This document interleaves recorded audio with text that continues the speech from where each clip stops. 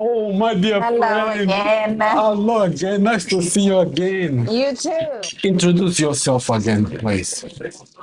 I'm Nayoka. I'm a Dingy woman from far north Queensland. I'm from an Aboriginal community called Yarrabah. And I now currently live in Sydney with my husband, and we own the Leafhead Cafe. Oh, wow. And let's just come to my first question, because a lot of people have this misconception of Indigenous people. They don't do anything, they're lazy. What do you think about that?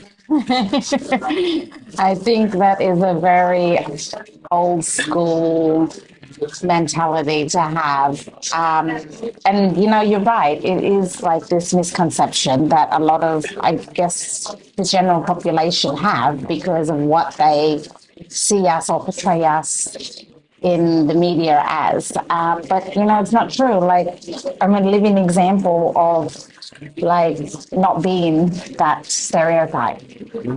So, and now I don't think it's true because like you don't have to be Indigenous to be an alcoholic or not have a job or like just do nothing with your life. You can be anybody or any nationality. I think that the Indigenous people in Australia are the low class, and that's really very offensive for you. It is extremely offensive. And I mean, like, you know what? It is still like that in this society. We are still classed as lower. And I think that's mainly because of how we're portrayed in society itself. But things are actually changing slowly, like,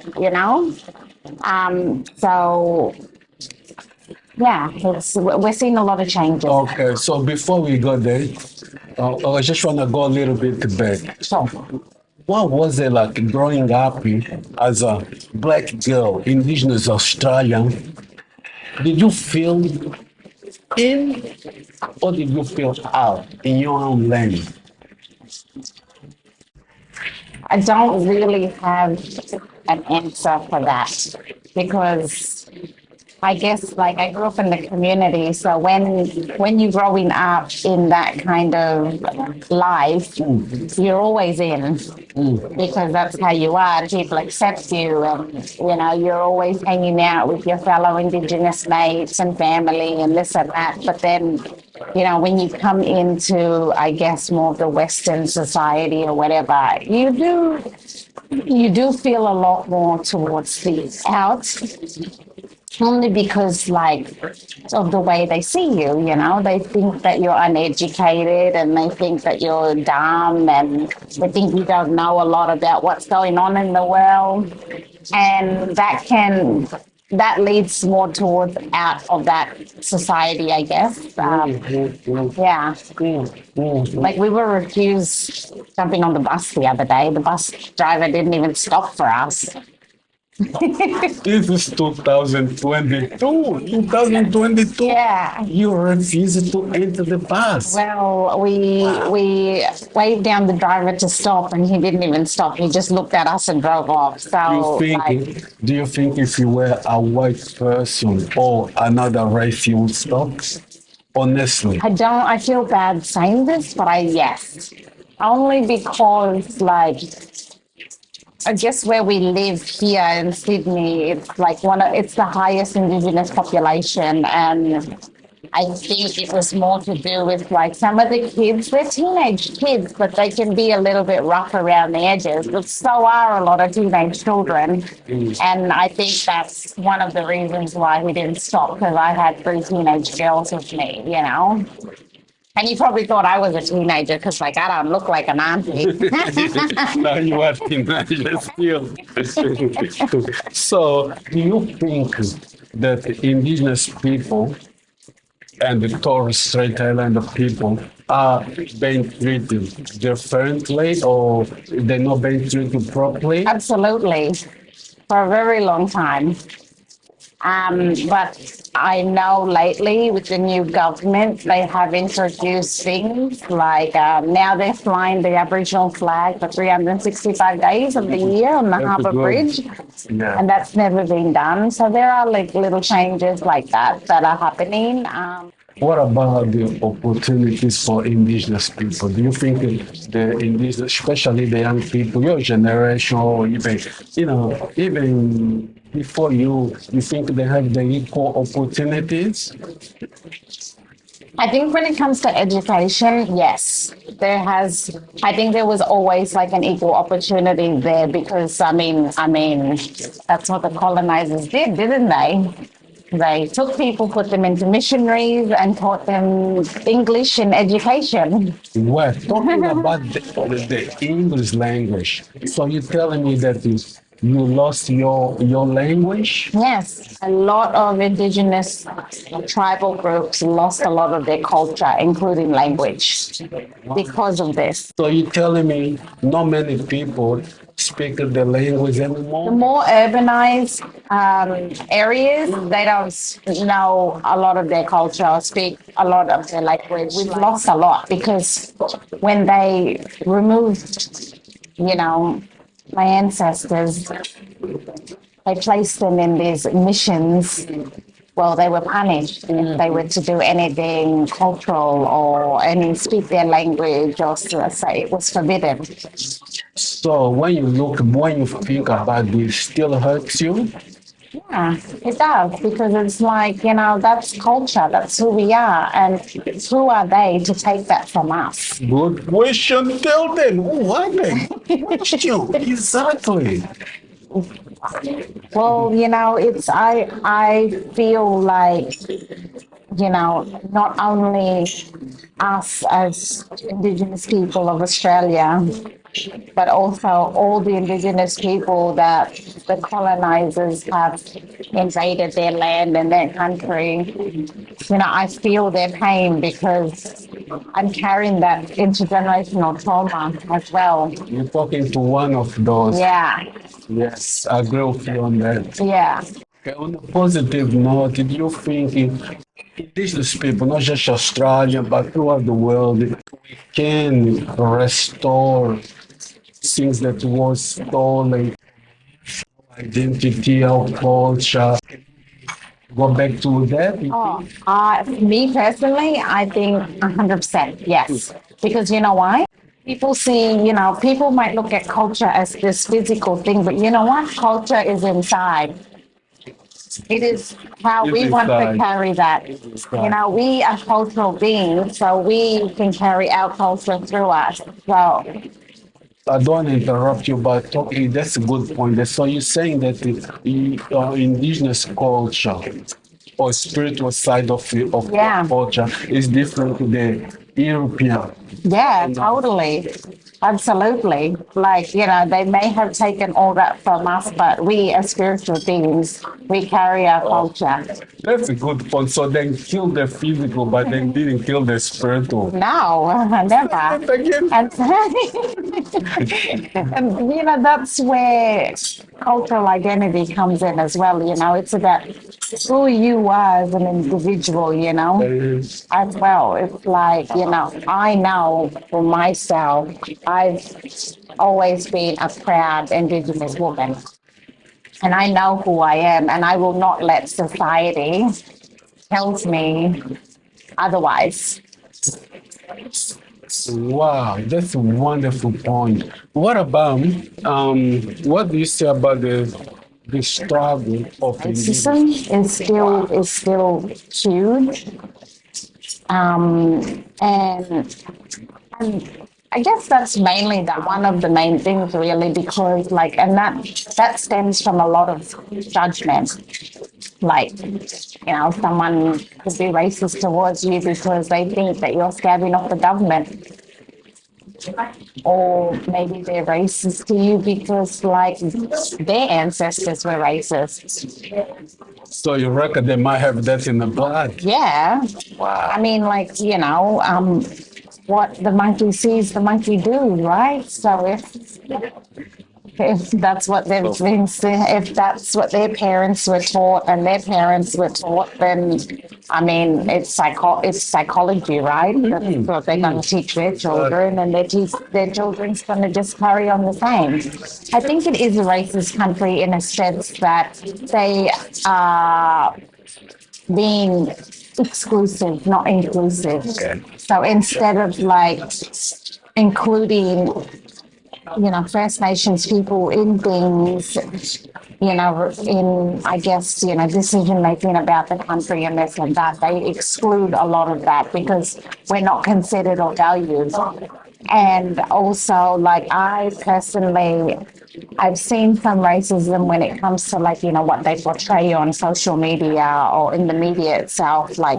I've seen it from what's actually happened to what they show people. It's well, no, that's a class of racism as well. What's your message to other indigenous that are still sleeping? They haven't waked up to the reality to realize, well, this is our country, but we are sort of at the bottom. What do you tell them? I guess my big message to them is, self-identity is the number one key first to moving forward. You really have to know who you are. And then, and for them to, honor where they come from and make positive changes in their life that they actually want to do and have that self-belief that they can actually do it and let nothing get in the way of putting them down. And what's your special message to people of influence in Australia, indigenous people like Mandy, a lot of football players, a lot of musicians? Opinion? Your honest in behalf of indigenous people. Change that you want to see, and also stay true to yourself and your culture and do what is right. Before we wrap up, I just want to ask you guys if you're watching this. I know this is not live. You'll be watching later on. You just tuned to Reconnecting Africa. Very new channel on YouTube. A few weeks then we go around the world to bring indigenous issue. We want to lift up the indigenous communities throughout the world. So please support us by liking, comment, get involved, subscribe, do anything to support us. Yeah. Something that you really, from your heart, that you really, probably I didn't ask you, and you would love to say it. Yes. One thing I really want to say to all the other indigenous people is, is be strong, especially in who you are. And I know we have a lot of trauma in our life, and especially intergenerational trauma about the past that has happened. But, I believe fully that we can, the first step to moving forward is healing and healing that pain. And then moving forward in positive aspects of your life and being extremely proud of who you are.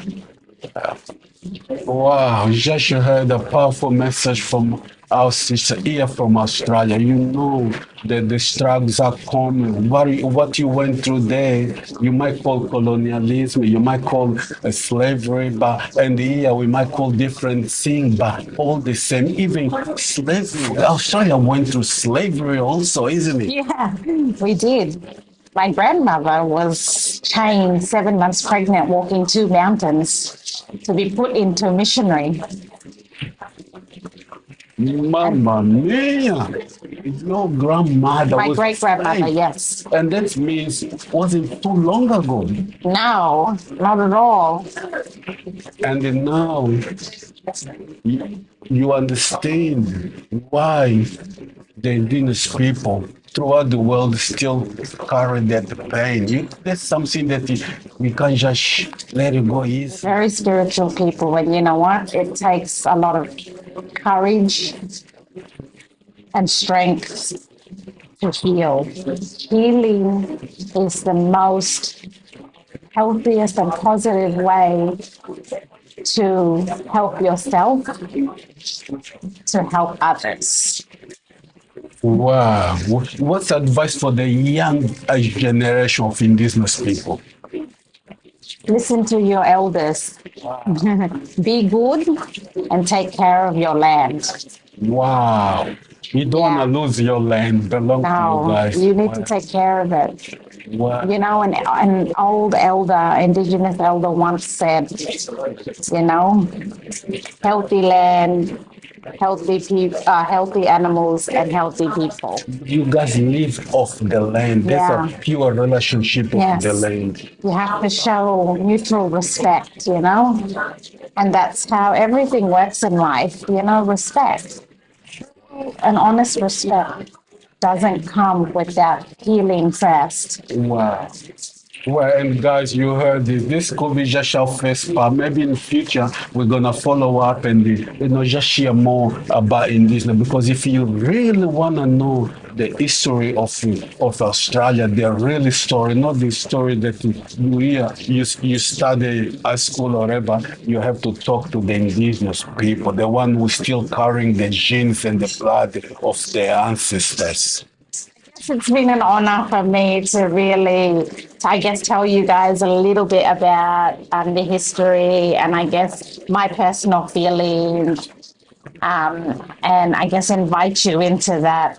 And I thank you so much as well My for pleasure. inviting me into the space and inviting me into, you know, your channel and being able to talk about these real life issues. Those are the things that people don't want to talk about it. I was talking to an African lady the other day, and she was saying that nowadays people want to talk about drugs, they want to talk about sex or about the world, they want to talk about any other thing, but they don't want to talk about racism. That still happens. That it still happens every day. And I guess, you know, like I try to have a more positive outlook on life, especially when you carry so much trauma. And I guess like the most important thing that I want a lot of your viewers to understand is, you know, have the self courage and the strength and the empowerment in yourself to make that true healing so we can actually unite as one and move together forward without any of these issues. And me personally, that's what I want. I want for all of us to, you know, regardless, like we were all born the same. We're all born humans. We all have a heart. We all have eyeballs, hair, nose, ears, whatever. So regardless of where you come from, your color of your skin, you know, Yeah. it's about inside. And that's what I want for people to look beyond that because that's just petty. I think I mentioned like a lot of times throughout this, Yeah. I guess, interview Yeah. Sure. that, you know, it's they're carrying the intergenerational trauma as well. Yeah. And it's learned behavior. It's all psychology. Like, you know, they don't. I think they must not like realize that if they say that's what my great grandparents or my grandparents or my parents did, and I'm not like that. But you really have to have the courage and the strength again to look inside and go, am I really racist? Let me look at this. And then that's where they need to start healing that. And, you know, the first step towards that is actually acknowledgement and going, yeah, you know what? I'm sorry, I am, but I'm going to better myself as a person. And that's what a lot of people should be doing. And you reckon people in general they haven't done that. the broader population in, I guess, I'm not going to say the world because I don't know the world because I live literally on an island stuck in the middle of nowhere. Population here, I mean, hasn't actually done that because I think we would be living in a totally different world and society.